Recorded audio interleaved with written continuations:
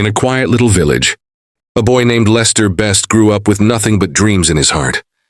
His family was poor, their house was small, and many days they struggled even for food. But unlike others around him, Lester never allowed his circumstances to decide his future.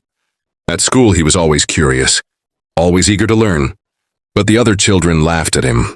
They would whisper behind his back, saying that a poor boy could never achieve anything great. Their laughter stung, but it never broke him. One afternoon, while sitting in class, the teacher asked every student to share what they wanted to be in the future. Some said they wanted to become farmers like their fathers. Some wanted to be shopkeepers. And a few dreamed of being teachers. When it was Lester's turn, he stood up slowly. His clothes were simple, his shoes worn out, but his voice was steady. He looked around the room and said with confidence, "One day, I will be one of the most successful men in the world." For a moment there was silence, and then the room filled with laughter. Even the teacher gave a faint smile, thinking it was just a child's fantasy. Lester, however, did not smile. He quietly sat down, holding on to the words he had spoken as if they were a promise written in his soul. That night, lying on his bed under the flickering light of a lamp, he whispered to himself, "No matter how hard life gets, I will make this dream come true." It was in that small, forgotten village that the seed of greatness was planted inside him, a seed watered not by wealth or privilege, but by determination and unshakable belief. When Lester left his small village and arrived in the city, the world felt overwhelming. Tall buildings, busy streets, and endless crowds made him feel like a tiny drop in a vast ocean. He had no relatives there, no money in his pocket, and nowhere to sleep. The first few nights he spent under a bridge, staring up at the cold stars, reminding himself that even the sky was once dark before the sun rose. To survive, he took any job he could find. In the mornings, he sold newspapers on street corners, shouting loudly to catch the attention of passers-by. In the afternoons, he ran errands for shopkeepers, often carrying heavy loads on his shoulders until his back ached. At night, he washed dishes in a noisy restaurant, standing for hours in hot steam and soapy water. By the time he finished, his hands were cracked and his clothes smelled of grease. Yet, no matter how exhausted he was, Lester never allowed sleep to steal his dreams. When the city grew quiet and others rested, he opened borrowed books and studied under the dim light of a street lamp or a small candle in his rented room. Sometimes his stomach growled with hunger, but he told himself, "Empty stomachs don't last forever, but knowledge will stay with me for life." People around him mocked his efforts. Some co-workers laughed, saying, "You'll always be poor, Lester. Stop dreaming of success. It's not for people like us." Their words cut deep, but instead of breaking him, they fueled his fire.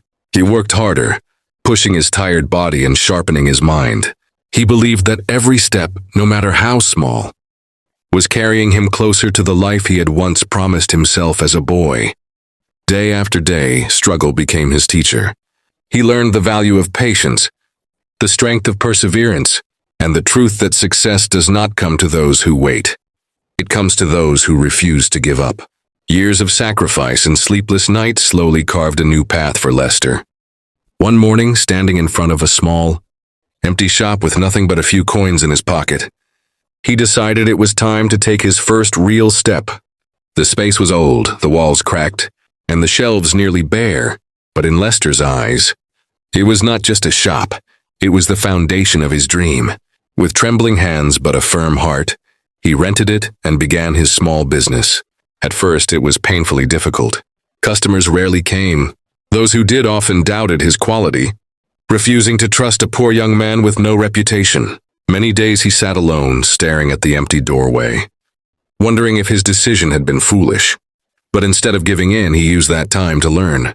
He studied his competitors, observed what people needed most, and promised himself he would never cheat a customer, no matter how tempting it was to cut corners.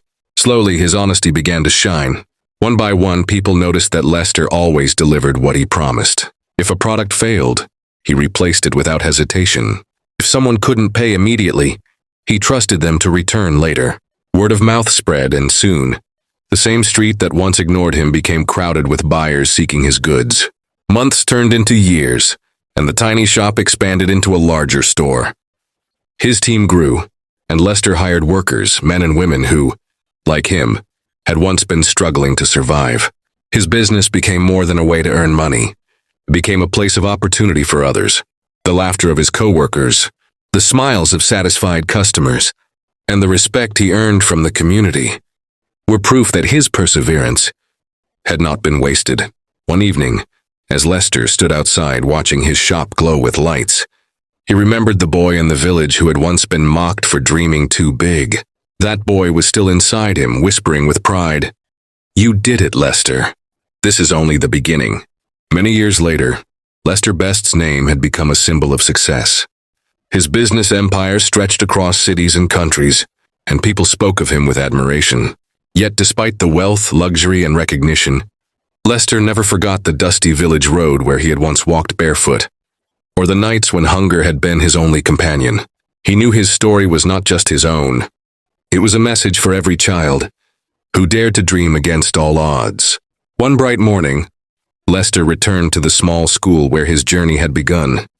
The building looked almost the same: cracked walls, wooden benches, and the smell of chalk in the air. As he stepped inside, children stared in awe. They had heard of the famous businessman, but never imagined he would stand before them. The teachers greeted him with pride, some even remembering the little boy who once sat in the back row with worn-out shoes and shining eyes. Lester walked to the front of the class, his heart heavy with memories. He looked at the children, each with their own struggles hidden behind innocent faces, and began to speak. His voice was calm but carried the weight of years of struggle. "When I was your age," he said, "I stood in this very room. I was poor, mocked, and told that dreams were not meant for someone like me. But I held on to one belief, that no matter how small you start, if you work hard, stay honest, and never give up, you can achieve anything." The children listened silently, their eyes wide, their hearts absorbing every word. Some smiled, some looked thoughtful, and a few clenched their fists with new determination. Lester paused, then added with a smile, "Remember this, the world may laugh at your dreams, but if you don't stop believing in yourself, one day the same world will clap for you."